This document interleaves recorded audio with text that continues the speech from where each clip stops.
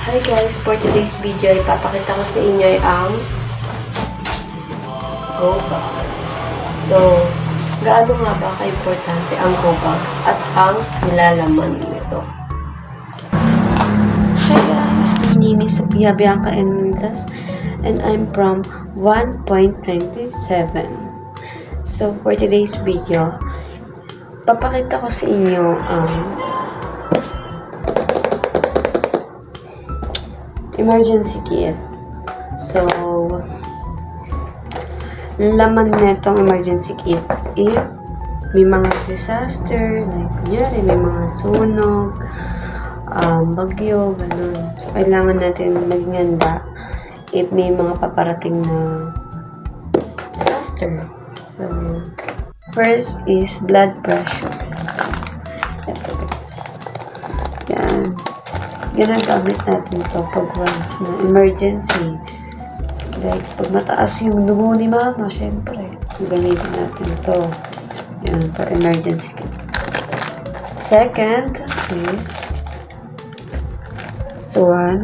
wound gel. Ibig sabihin, ito yung pang skin irritation, sunburns, Then, itong color gray is pang glaucus. Pang-glaucus siya, guys. May karayom na rin siyang kasama. Pinuturok siya dito, syempre. And the third is pill organizer. So, dito naman, nakalagay lahat ng mga gamot ko. Like, yung may nakalagay na rin dito ng Monday, Tuesday, Wednesday, Thursday, Friday, hanggang Saturday and Sunday. So, ang importante naman dito, pag may emergency, emergency, kailangan din natin ito if may mga sakit tayo, siyempre. Then, may medical.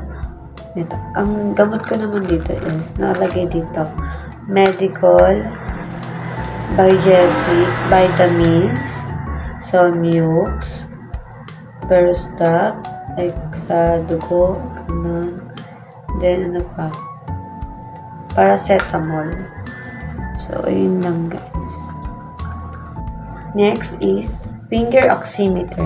So, dito naman, i-check dito yung blood oxygen natin and yung pulse rate natin. Kung gaano pa kataas, normal ba?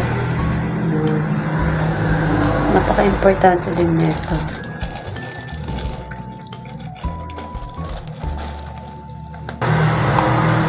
So, ayun guys. Ayun yung vital care kit ko.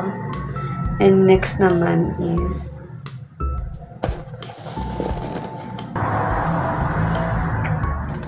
alcohol.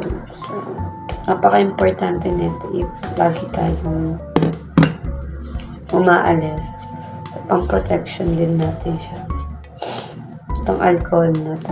Siyempre, dito dapat mawala. Siyempre, mahirap na if magkaroon ka ng sakit. Next is files or documents. Napaka-importante na madala natin ito. Kung sakaling tayo ay nasa sitwasyon ng sakuna, tayo ay hinapan ng identity, ito ang ating mapapakita. Yan. At madali tayong ma-rescue. So, hi guys. The next is hygiene kit. One, shampoo. So, syempre, dapat natin ito kakalimutan. Dahil sa pang-araw-araw natin na panliligo. Yan. Next is Colgate. Yan.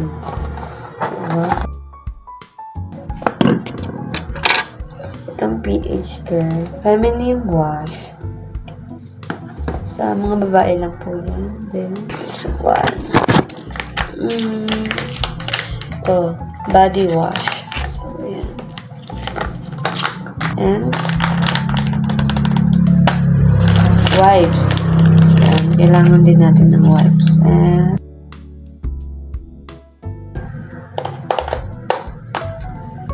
this one is power bank. So, napaka-importante nito. Lalo na pag may emergency, pag nalabat ka, magagamit mo talaga siya. This one. Then, may flashlight din to, guys. emergency food. So, versus extra.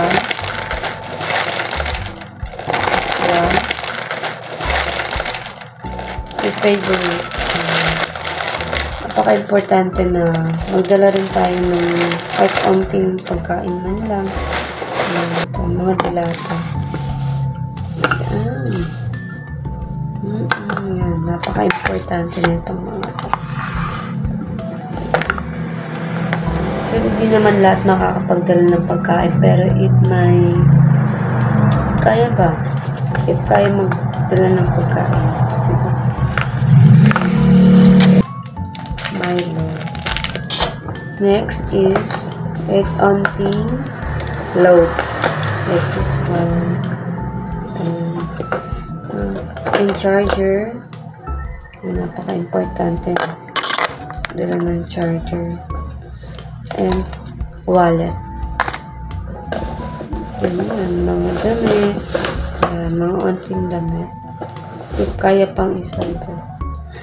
Kaya pang dalhin. Danala.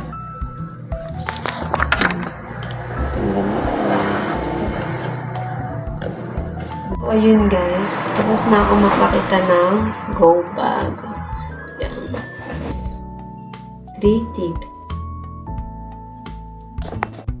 3 dapat tandaan sa panahon ng kalamidad or disaster. Una ay panatiliin natin maging kalmado upang tayo ay makapag-isip ng maayos at hindi ito maging hadlang o magdulot ng maling desisyon. Pangalawa, tiyakin natin ang kaligtasan ng bawat isa o pamilya o ang sarili. Kailangan natin ng family emergency plan kung saan tayo ay magkikita-kita or magtatakbo sa isang lugar na safe tayo. For example, sa barangay. For example, ay evacuation center or court, barangay. Last ay ihanda ang kagamitan katulad ng first aid kit, pagkain, documents, or tubig.